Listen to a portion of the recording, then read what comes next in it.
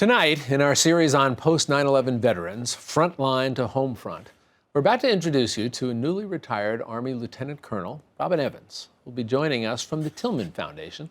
Lieutenant Colonel is here to share her experiences with adoption as a military parent and how that process has now led her to pursue a law degree at Syracuse University. Before we get to that, a look at the Tillman Foundation, an organization that was started by the widow of former professional football star turned Army Ranger Pat Tillman, who lost his life serving in the war in Afghanistan. You know, my great-grandfather was at Pearl Harbor, and a lot of my family has given up, has gone and fought in wars, and I really haven't done a damn thing as far as laying myself on the line like that, and so I have a great deal of respect for those that have and what the flag stands for. I knew after Pat was killed that I wanted to do something positive in his memory. I was lucky enough to have this opportunity to start the foundation. And in starting it, I knew that I really wanted it to be about the way that he lived his life. I think that all of our scholars have a huge opportunity to have an impact in their chosen fields, and collectively, we see them as a force to be reckoned with, that they're going to go out there in the world and have a huge impact in all these different areas, and there's going to be this ripple effect. These men and women are going to change our nation and our world for the better. Just an example of some of the veterans who go on to become Tillman Scholars, and we are pleased and honored to welcome one now. Retired Lieutenant Colonel Robin Evans is here with us, and it's a pleasure to have you here with us. Thank you, Jack.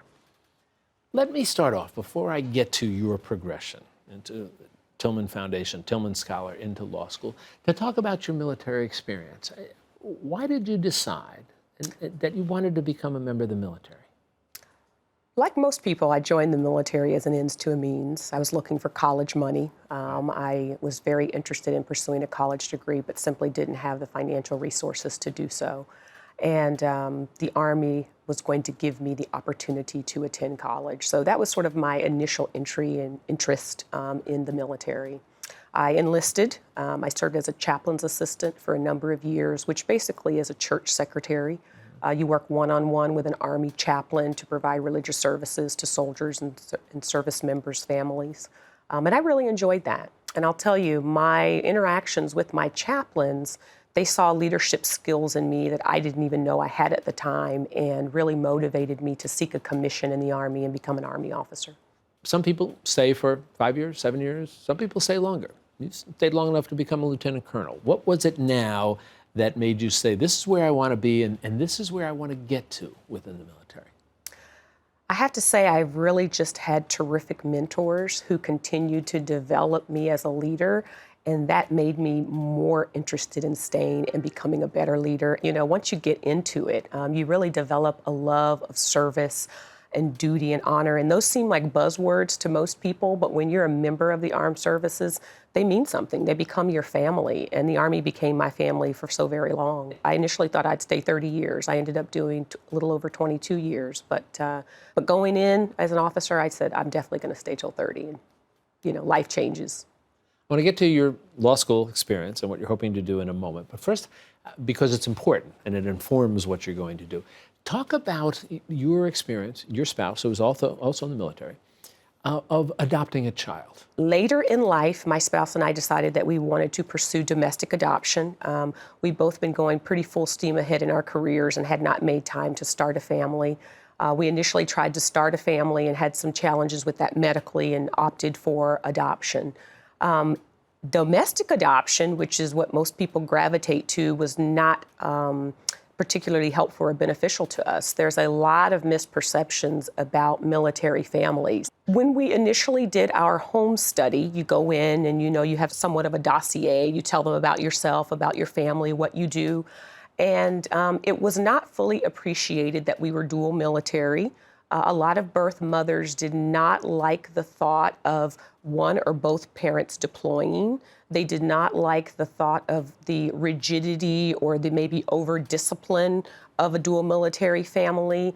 I remember one birth mother telling me, I think you're very lovely, your family seems very nice, but I grew up in an environment where I went to kindergarten through high school with the same kids, and I really want that for my child, and you simply can't provide that for my child. And yet you would think, common sense would say, Look, what do you want? You want stability. Here you have accomplished military officers who have shown leadership and the ability to present the type of characteristics that you would think you would want in a parent, and yet because you put the stamp military on it, people look at it and are troubled by it. Absolutely. There are so many times, Jack, that I talked with birth mothers about the benefits of military families, about the resources, about the health care, about the worldly broad education that your child would get by being around all types of people throughout military environments. But So tell me how eventually you were able to navigate that. yes, so we initially started out in domestic, and we had to transition to international adoption, where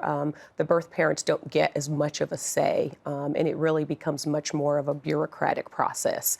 You submit your documents. We chose Ethiopia, and the country basically makes the decision on who is allowed to adopt from Ethiopia versus the input from the birth parents like there is in domestic adoption. And how has it worked out? It has worked out so wonderfully. Our little boy Finn is 8 years old, and he's thriving. He is been much more of a blessing to us than we have been to him, for sure. Well, I'm sure it goes both ways for it. Let me ask you now how you decide, okay, it's time for a transition in my life. What made you decide you want to go to law school?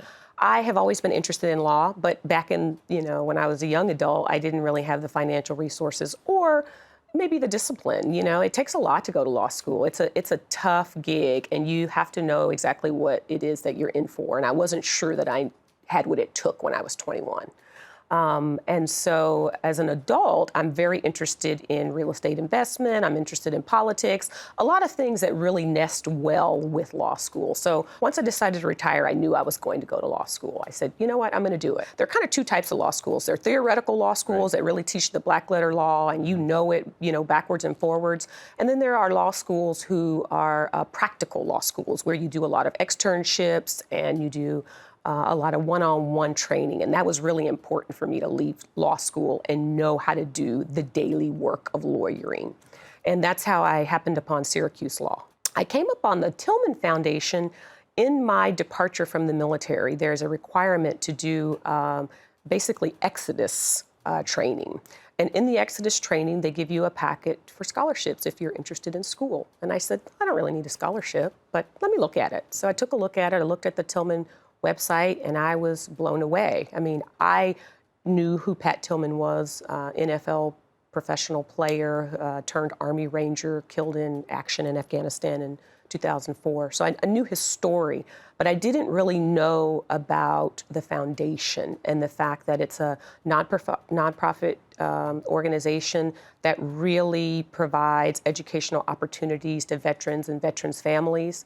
This is the 10th year, and they have provided over $16 million worth of scholarships to veterans. So I'm super excited to be a part of Pat's living legacy, and in 2018 Pat Tillman Scholar. Have you determined what you think you want to do with the law degree? So I'm very much interested in family law and adoption law. Next year, when I have the opportunity to do a clinic, I'll participate in Syracuse College of Law's Child Right and Family Clinic. So I'll do some work in that, and hopefully that'll enhance my interest. I'm also interested in an organization called ConnectOurKids.org, which is another nonprofit led by a veteran who is trying to use some technology to bring parents to foster children in the U.S. So both of those, I think, will have me end up somewhere in adoption law, family law. Definitely want to pay it forward. I got to tell you, I taught in law school for a number of years, and I found routinely, I had a number of students who were veterans, and I found routinely that they were exceptional students.